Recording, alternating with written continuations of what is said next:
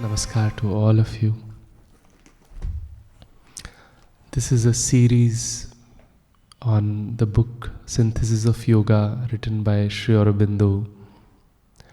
And in the previous few talks, we have been sharing about the meaning of sacrifice, importance of sacrifice, the law of sacrifice. And in the previous talk, we shared the importance of carrying a deep realization or experience of the divine and the divine dynamic power within our consciousness in order to lead a life of conscious sacrifice. And in the end, we talked about the common challenge in front of every sadhak.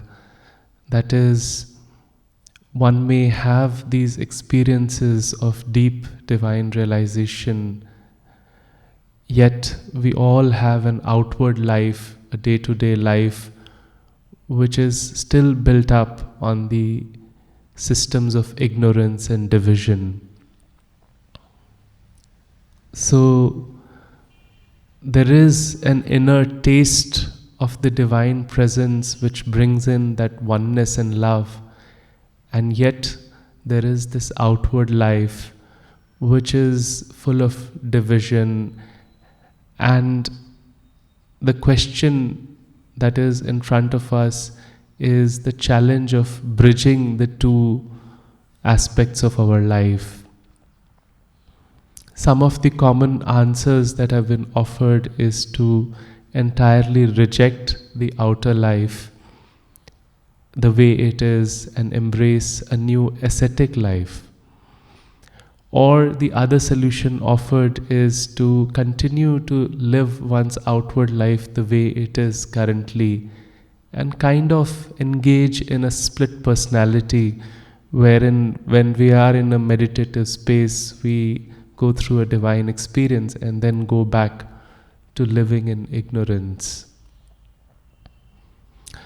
To rise above these two solutions of polarities, solutions in terms of building up rules and regulations in spiritual life, mental ideals, or religious rule books have been sought out as answers. But there is the challenge that these rules and regulations can, or morals and ethics, they can limit the vital forces at work in us at best. They can restrict them, but they cannot transform these vital forces. And since the path of integral yoga acknowledges that every aspect of life is actually has behind it some form of divine will, so eventually it has to be an inclusive process, not a restrictive process. And hence, our guiding force, our rules and regulations need to come from a space which is transformative towards the vital forces in action within us. And hence, Sri Aurobindo offers the most perfect solution for this challenge as being guided by the psychic being or the deep psychic presence in the depths of our heart. And this psychic presence or psychic being is intimately in touch with our instruments, our physicality, the vital emotions and the mind, yet it opens up always, it's always receptive to that divine impulsion, that divine pressure, and has the capacity, when liberated, to stamp itself upon the human system and instruments in order to choose and move forward towards the divine impulsion. And hence, when the psychic being comes forward, it is truly possible to lead a life of conscious sacrifice. And if we look at the various aspects of our outer life, we can generally classify them into three parts. Our outer life sometimes is a seeking towards knowledge of some kind. At times it is a seeking after love or works of love. And sometimes it is largely an action-oriented works of action or will in our life. So, a very commonly talked about triad of works of knowledge, works of love, and works of will or action. If we look at these three, and rather than building up the mental and religious rules, if they are driven by the psychic being, these three aspects of our outer life, it's good to reflect on how different they might be in the psychic presence. Let's look at them one by one. First, the works of knowledge. Even the works of knowledge can be classified into two. There is a possible seeking of a higher knowledge, which may be looked at as a supra-intellectual knowledge, which is beyond this world or beyond the level of mind. It is the seeking after the absolute truth.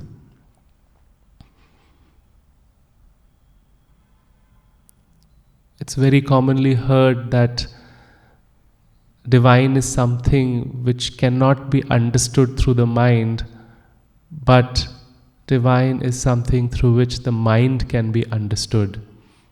So this higher knowledge is something one seeks at the level beyond the mind.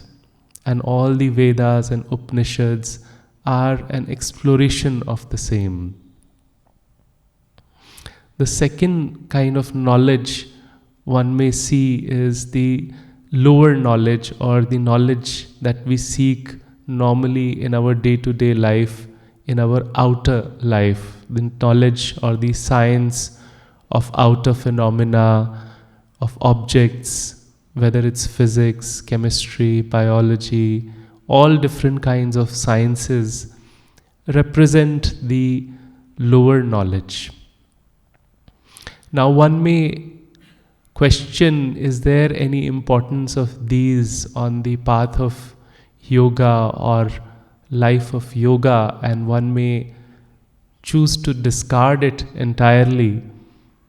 But if we look at the works of knowledge from the perspective of the psychic being, it does acknowledge that these sciences that we seek outside are, although a kind of a half-light, or as Sri Aurobindo puts it, as a phosphorescence of half knowledge and ignorance, they kind of shine and they help bring material success, and it brings a certain ease and joy and understanding in our life.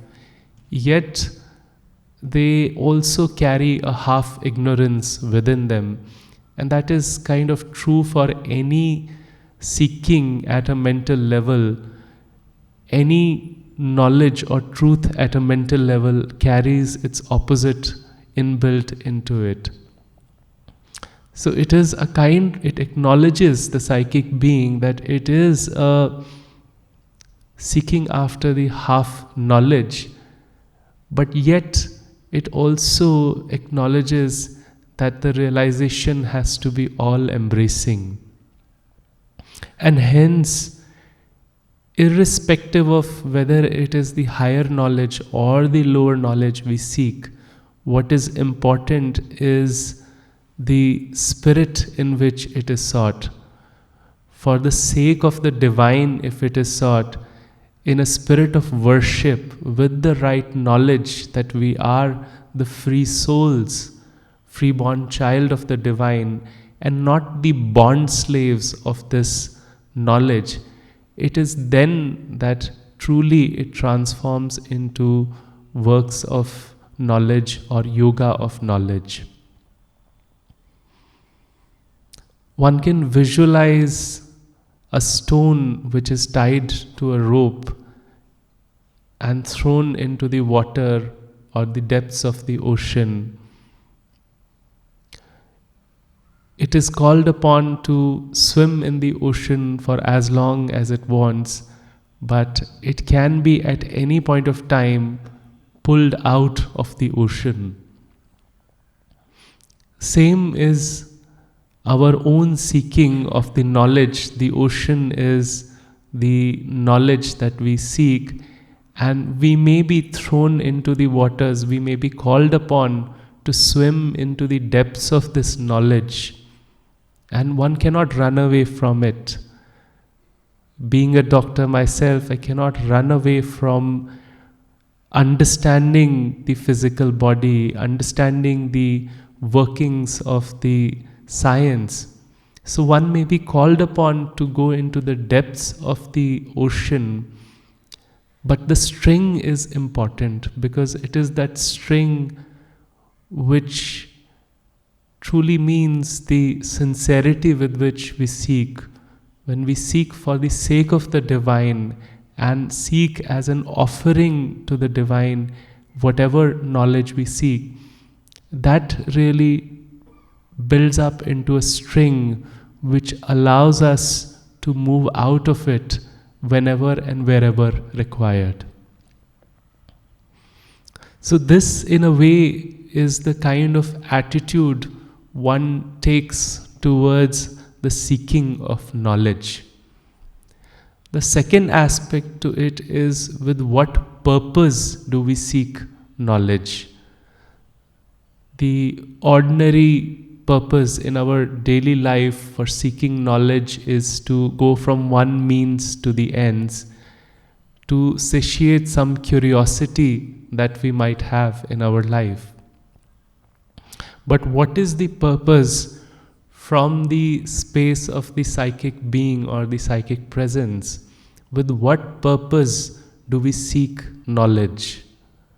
And that purpose is, in this case, more to understand and discover the workings of divine consciousness in our day-to-day phenomena, in objects, in life, in human beings, in animals, and things. So it is to truly understand the working of the divine consciousness and then to be able to express it with perfection.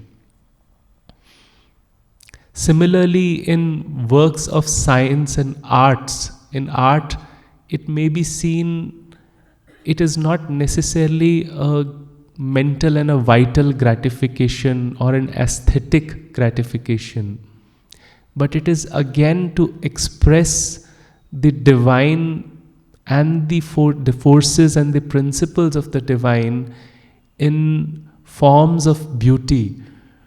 To be able to see the divine beauty everywhere is the true purpose behind arts.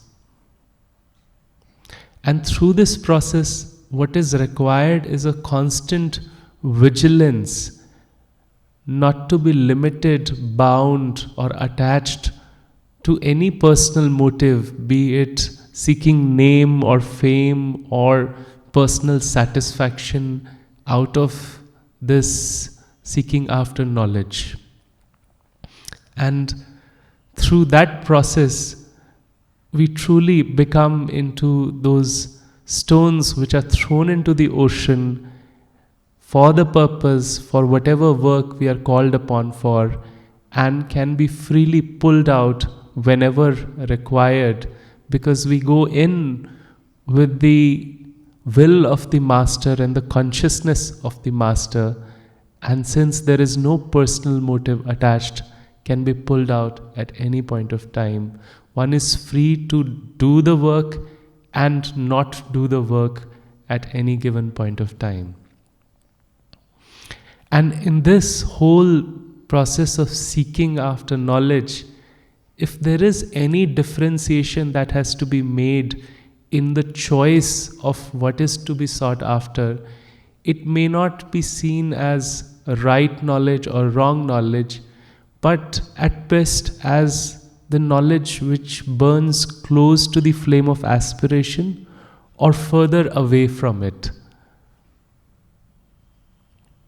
So something more beautiful and close to our aspiration and further away from it.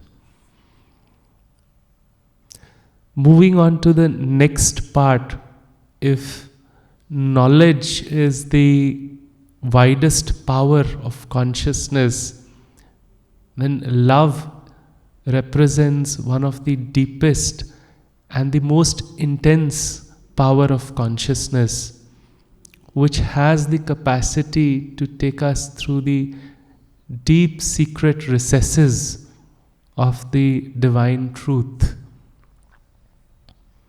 And this love one experiences and expresses through the heart. And the heart is constantly under the influence of external, vital, superficial, egoistic forces. And the same heart is also under the influence of the deep, divine, universal love. And the same heart is also under the intermediary influences of human love, of humanitarianism, altruism, service, compassion,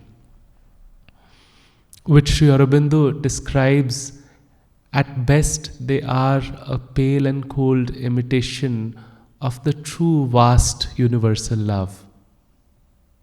So our heart, which has the capacity to express this true love, is under so many different influences. And to be able to truly move forward on the path of yoga of love or works of love, again, no mental or moral ideals will work because it is so much entrenched in these vital forces. And hence, Sri Aurobindo offers these three central dynamic processes which need to be set into work in order for the yoga of love to truly manifest. The first, of course, is the psychic being again taking over and moving forward, and being, as he expresses psychic being, as the priest of sacrifice on the path of yoga. The second, to not stop at human love, but the sublimation of the human love into the divine love. And third, eventually, is a calling upon for the supramental consciousness, which when truly arrives, when we are connected to the supramental, one can truly see the divine everywhere and express the true love. But in the ordinary state, when we see the psychic being in our own lives, it is entrenched in thick darkness, the inertia of the physicality, the tamas of the physicality, the arrogance and passions of the vital, and the certitudes of the mind, or the rights and wrongs of the mind. And psychic being has to work through the pressure of these instruments to make every little step of progress. To open up and bring forward the psychic being, Sri Aurobindo expresses, at a certain stage in the yoga, when the mind is sufficiently quieted and no longer supports itself at every step on the sufficiency of its mental certitudes. So, in our normal state, the mind, with its conditioning, belief systems, and its own sense of conviction, moves forward according to that. But when it is quieted to a certain degree, then it opens up to higher and higher influences. It has the capacity to surrender. So when the mind no longer supports itself at every step on the sufficiency of its mental certitudes, when the vital has been steadied and subdued and is no longer constantly insistent on its own rash will, demand and desire. So again, when the vital is calmed down, lightened, and is no longer just driven by its own self-will and desire, and when the physical has been sufficiently altered not to bury altogether the inner flame under the mass of its outwardness, obscurity or inertia, and when the physicality also has been purified and has a certain lightness and expansion within it, it is then an inmost being long hidden within and felt only in its rare influences is able to come forward and illumine the rest and take up the lead on the sadhana. So here Sri Aurobindo calls in that for the psychic being to be liberated and come forward in our sadhana, there has to be a certain degree of purification of the three key instruments of human system. And when it comes forward, the very nature, intimate nature of psychic being is such that it seeks the divine with true joy, love and oneness.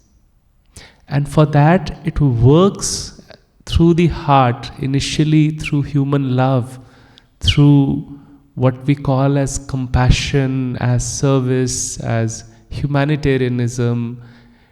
But yet it is important to be recognized that one doesn't have to stop there, because this is also a form of love with attachments.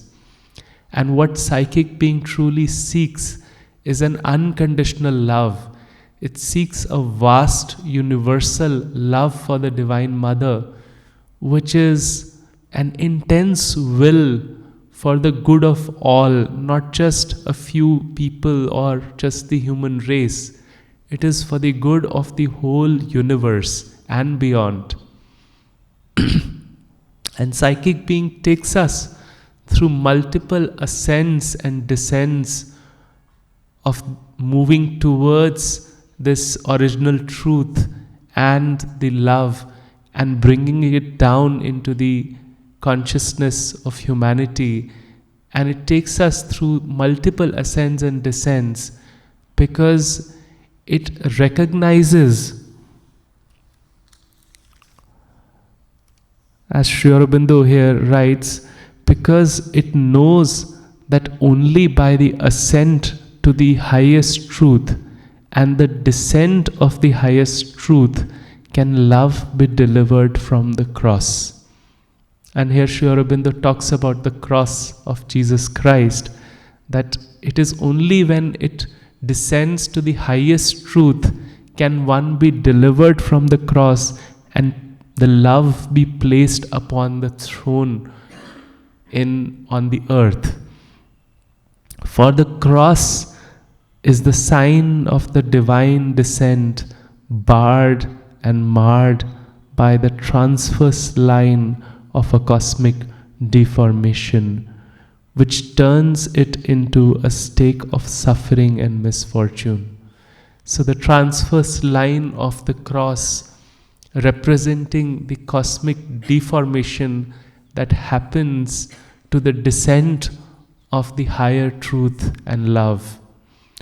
And it is only by the ascent to the original truth can the deformation be healed. And hence, it is a constant upward seeking. It's an ever higher seeking for us until the original truth descends and enthrones the true love in our life.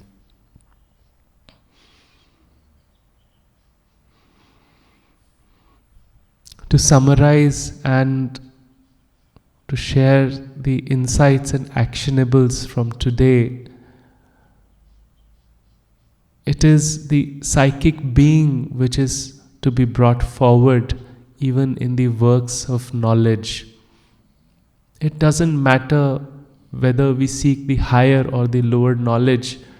What is important is to have the string at the beginning of the work, in the middle, and at the end. The seeking has to be sincere as an offering to the divine.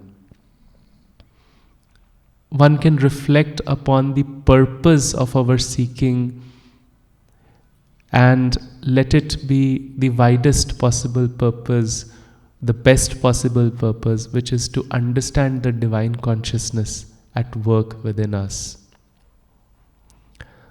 Thirdly, in the works of our emotions, in our seeking after love of the divine, one can aspire for moving. One doesn't just stop at the human love. One goes and aspires for a higher form of love, which is the divine love. Thank you. Call upon Dr. Bijlani to share a few words and insights on this. Thank you, Mankul. I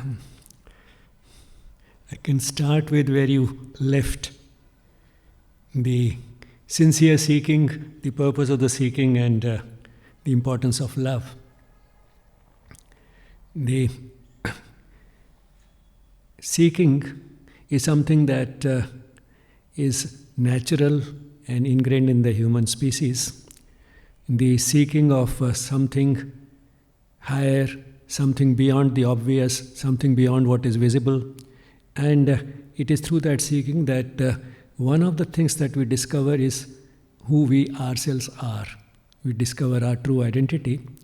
And what we realize through that is that not only we are more than the body and the mind with which we tend to identify ourselves, but more than that, we are the soul, which is our divine essence, which is behind what is visible. And once we do that, in a way, this knowledge, this higher knowledge, deeper knowledge, enables us to cut ourselves down to size ourselves.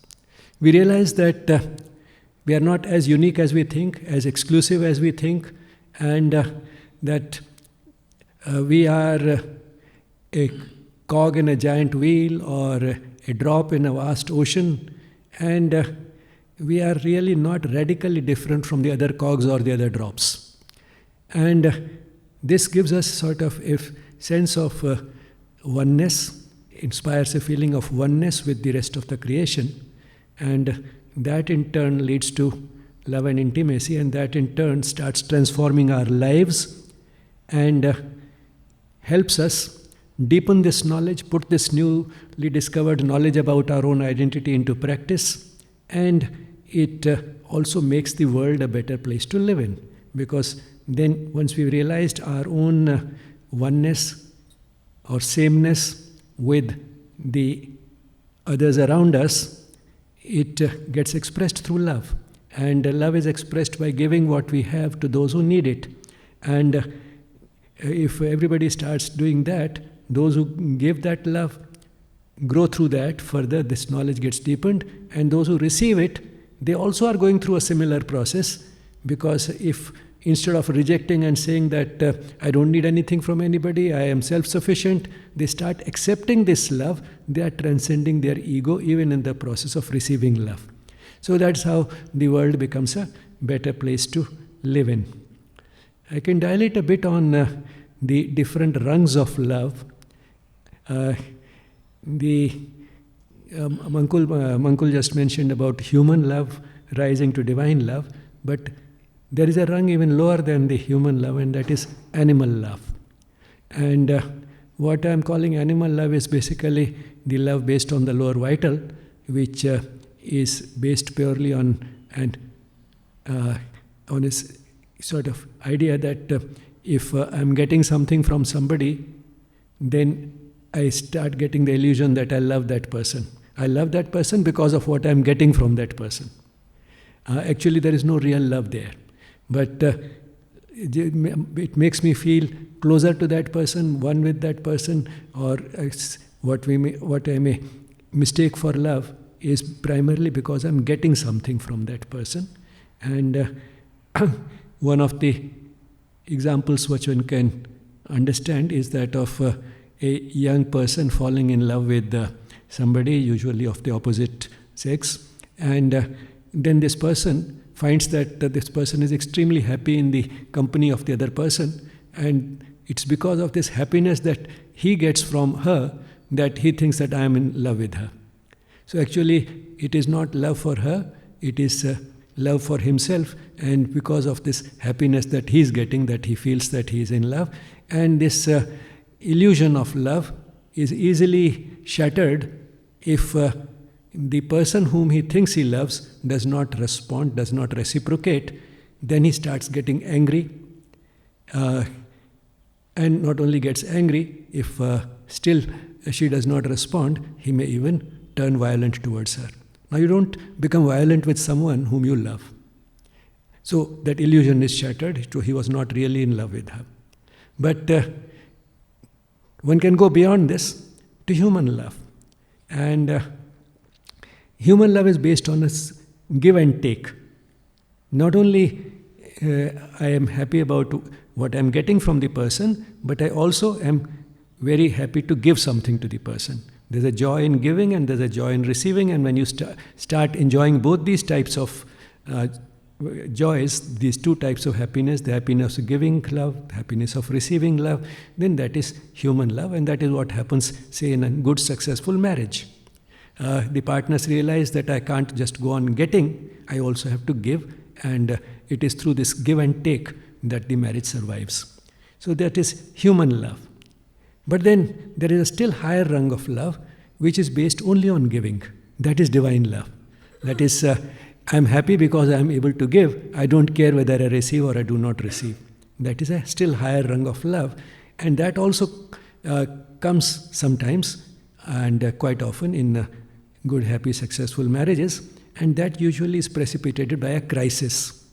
When one of the partners is hit by a crisis, say the husband loses the job, and the wife says, don't worry, I am there, I can also start working, I'll reduce the needs, I'll budget in such a way that we can manage with much less. If need be, I can sell my ornaments, I can do anything. Now she has forgotten completely that there are two individuals. The individuals have become one, and she is just happy to give whatever she can to help the husband survive this crisis. In the same way, suppose the wife gets a serious disease and she is not able to do anything. She is not able to do anything for the household. Don't worry, the husband says, I'll be your nurse, I'll take care of you, I'll look after you, don't worry, we'll manage. And he tries to manage as well as he can. Now, through a crisis, emerges that aspect of love in a marriage sometimes, which is really divine love, which is based on giving rather than getting. And of course, this love is not only in giving and getting. As the person rises to the level of love which is based primarily on giving, it also gets more and more universal. Because if it started with that identification with our true identity, which is the divine essence, and through that realizing that everybody else also has the same divine essence, our source is the same, or in simpler words, we are children of the same God. When that realization comes, then this love may not be confined only for the wife or the husband. It becomes more and more universal. It expands to include anybody who may be around that person, near that person. So that is what truly divine love is about. It is about giving and it is universal in nature, not confined strictly to a few people or to those who are related to us by blood or marriage, because we have become more conscious of a deeper relationship at which we are all interrelated. Therefore, it expands to more and more. And another characteristic of the divine love is that it is unconditional in nature. It doesn't depend upon the object of love fulfilling certain conditions or requirements or having certain qualities. And it is also love which does not expect anything in return.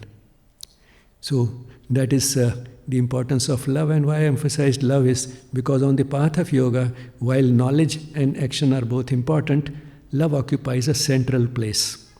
Love occupies a central place because, as Mankul mentioned, that it is the strongest and most powerful part of the being. And therefore, it can help us put knowledge into practice. It is love that enables us to put knowledge into practice, because putting knowledge into practice always involves some difficulties and hardships and giving up something and so on. We are able to do it because of the emotional aspect of love. It's these strong emotions that enable us to put the knowledge into practice, and it's only when knowledge is put into practice that it leads to action. So the culmination of the process of yoga has an important element of love, no matter whether one started with knowledge or with action. And finally, what we end up, in any case, no matter how we start, is with work which is enlightened by knowledge and lubricated and made more enjoyable through love.